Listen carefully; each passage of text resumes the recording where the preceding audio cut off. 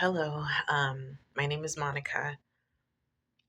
Um, I lost my dog Pickles exactly 1 month ago today, and I'm having an extremely difficult time dealing with all of the emotions that um, come with the grieving process. Uh, so I'm trying to be active in my mourning process. I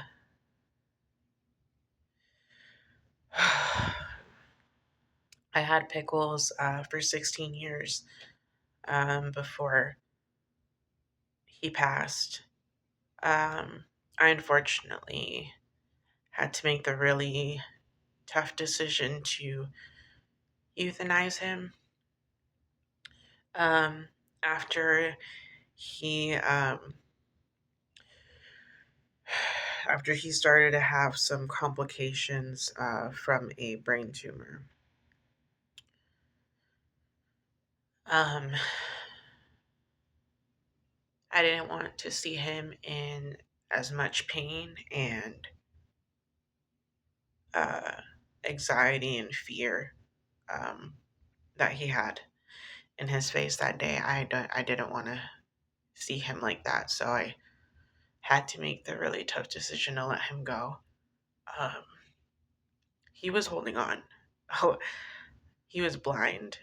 He could barely hear, and he kind of needed help uh, getting to the backyard to use, the bathroom, or to even get him to his food because he couldn't see. So he would have held on a lot longer if I hadn't had to make that decision. Um, Anyone who's ever had to make that decision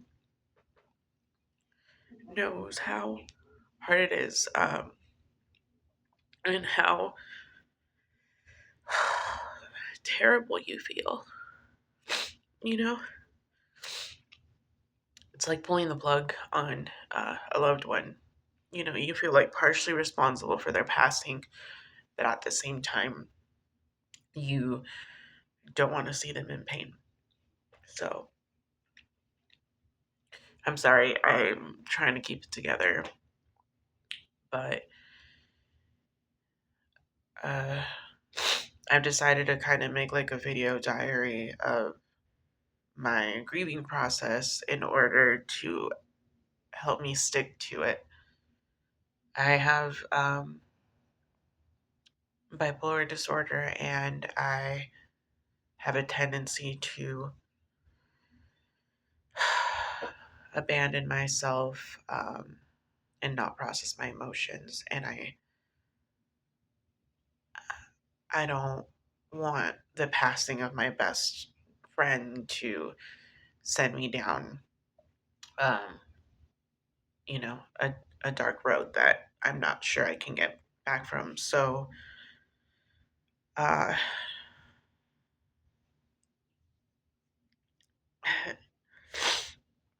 so here I am.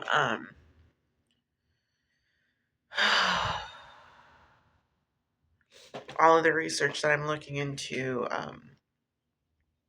says to move toward the pain and work through the feelings instead of pushing them away. I am excellent at pushing my emotions away, or compartmentalizing, where I stick them in a little box and I tell myself I'll deal with it later, and then I never do.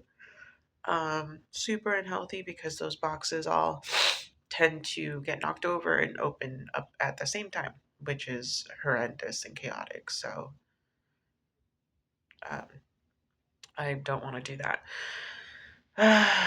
um, so we lost our friend, obviously. We lost our physical relationship to our little fur babies, but um, in order to continue that relationship, because it's not like that love uh, and that bond goes away, you can kind of keep it alive through memories. So looking at photos, which is something that I did right before watching this, sorry, right before recording this, video. And so that's I was already a mess. I but it helps to see him. I'm really grateful that I have pictures of him. Another recommendation is like writing some sort of tribute to your pet. It could be like a poem or like just a letter, like talking about how great they were and how they affected your life positively. Um, Accepting support from others is something else. I'm having a hard time not isolating. Um, I'm kind of like dying inside, to be completely honest, and um, I'm having a really hard time being around people because the sadness is just spilling out now. So, this is just my way of hopefully connecting with other people who have gone through this process and can relate.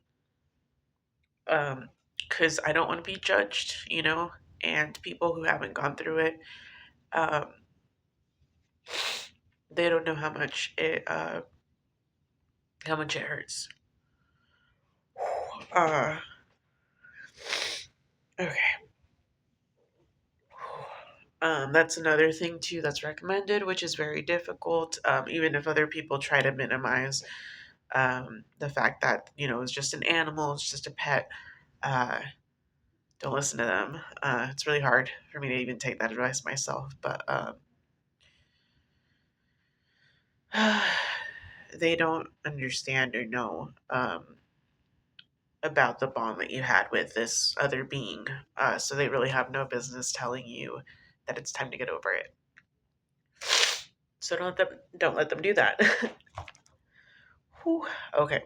Um, Crying breaks. I take crying breaks throughout the day.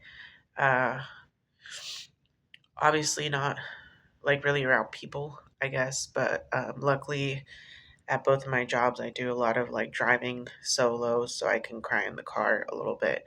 I wear minimal makeup, uh, or waterproof mascara, and I have tissues on me, so I'm just kind of prepared to deal with that sadness that's trying to physically come out of my body.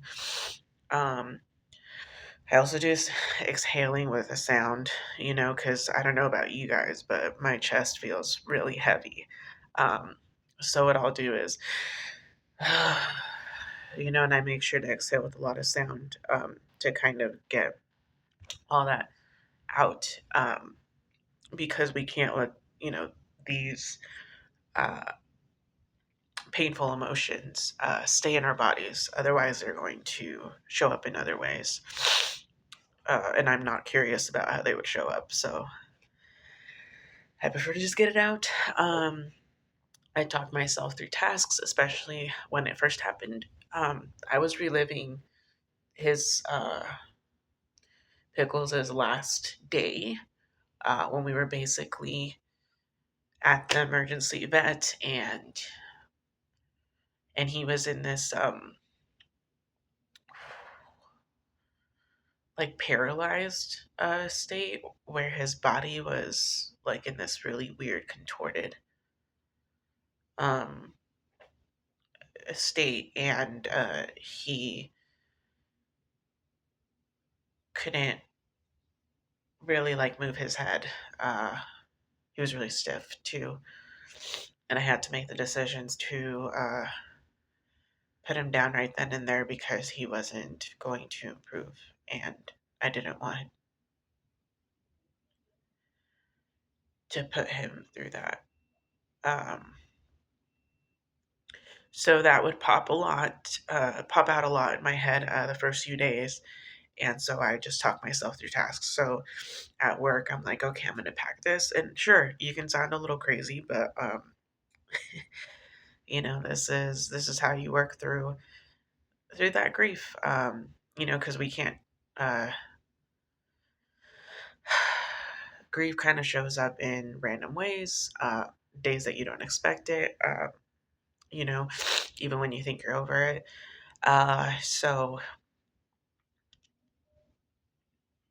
Sorry, I'm doing it now, where my brain just kind of goes to just the sadness and the emptiness that I feel.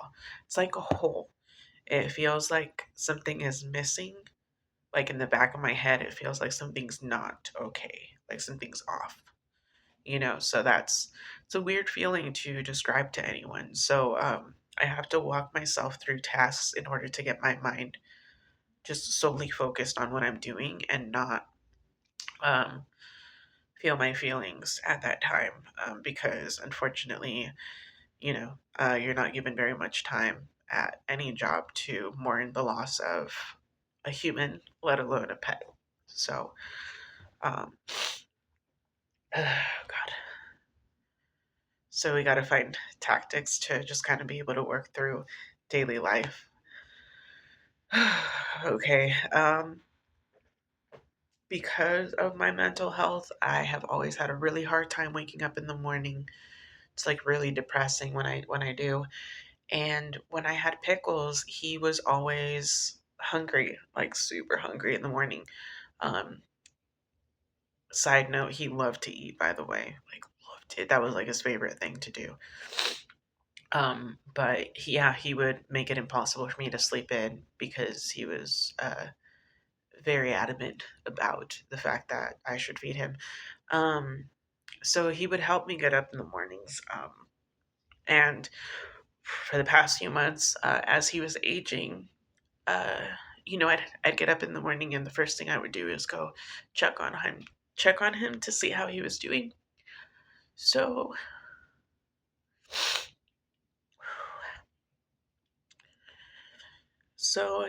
it's been really difficult waking up every morning, and instead of having that like thought of like I need to go check on my dog, see how he's doing, it's the thought of he's not here anymore. You know, sorry. That's been really difficult. Mornings are like the most difficult part of my day. Uh, and generally just coming home and not seeing him. So,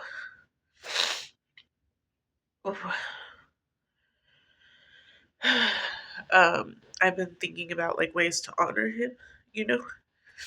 And again, he loved to eat. Uh, I work at a rehab center. I pick up the donations, the food donations for the rehab center, and a lot of the times we have like a lot of extra food. So if I see a person who's struggling, like visibly struggling on the street, I will park and grab something from the back of the truck and give it to them so that they can eat, and that's my way of honoring Pickles' memory because he loved to eat, and if I could feed people um, that truly need it, I feel like that's a good way to honor his memory.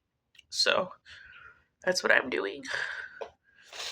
Um, I learned a few things about pets.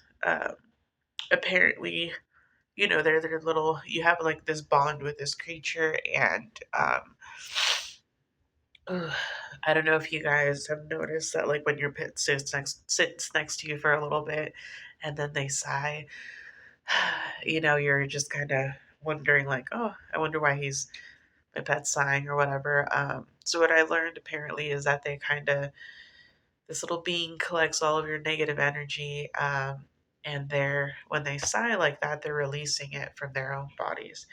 So I thought that was kind of interesting. My dog did do that quite a bit, which makes sense. I also learned from the same video that your pet follows you around. And some people I know, their pets even follow them to the bathroom. My dog was like that as well. But they follow you around to kind of protect your energy. Um, so I thought that was really neat. Yeah, I thought that was really neat. So, like I said, grief brings a lot of complicated emotions. I'm dealing with a lot of guilt uh, due to the fact that I had to euthanize Pickles. The doctor was, telling me like you're doing the best thing for him. I'm sure this is what he would want, and I decided to stay and hold him in my arms for the process. And so the doctor was really like nice about everything and encouraging, but it still sucks. It still feels like I'm somewhat responsible. Like I kind of eliminated him. So I'm still working through that. Um, whew, uh, it's gonna be really hard to share. So the day before he was due to be cremated. Sorry, no. Okay, let me put it this way. I was told that he was going to be ready Wednesday. So Monday night, I had a dream, and I don't remember anything from the dream. The only thing that I remember is that I was walking towards a silver like table, like what you would see at like a vet or a morgue or a hospital, and Pickles was on it. His body was like his face was facing away from me. Pickles was laying on it on his side, and I was walking towards it, and then I woke up. So I don't remember anything. Uh, that morning, after I had the dream, I got a call from the cremation center that he was ready to get picked up a day ahead of time. So I thought it was weird that I had a dream about him the day before he was due to get cremated. And I haven't dreamed about him since, which, to be honest, is really bugging me. I want to connect with him somehow. I know that sounds crazy, but I miss him so much. I was hoping that I was going to get some form of relief when I got his remains, but I uh, I can't say I did. Um, I got like a temporary little tumbler to have his ashes in, and there's like an air bubble on it. Like when I saw it, it was like already very disappointing. But I'm gonna make it a part of my grieving process to find him a nice urn. So that's kind of what I'm gonna be doing. I'm going to be doing artistic things. You know, uh, journaling, painting, sewing, just doing things in order to connect with my dog's memory because he was such a big part uh, of my growth from being a teen to an adult. And I'm super grateful that I had the opportunity to care for him. Uh, I was supposed to be prepared for this because, of his age and the fact that he was already having all these medical issues, but it wasn't any easier. Um, so, um, if you're watching this, thank you. I don't know why you're here. Maybe you're going through the same thing. Sorry, I'm leaking. Maybe you're going through the same thing that I'm going through, or you've gone through the same thing that I'm going through. I just have met a lot of people who are walking around in pain from losing their little fur baby. Um, and they don't talk about it because it's weird to people that have never had that special like bond with a being that doesn't talk. So yeah, I again thank you if you're watching, and if you have any advice to help with the grieving process of a pet loss, please feel free to pass it along. Thank you.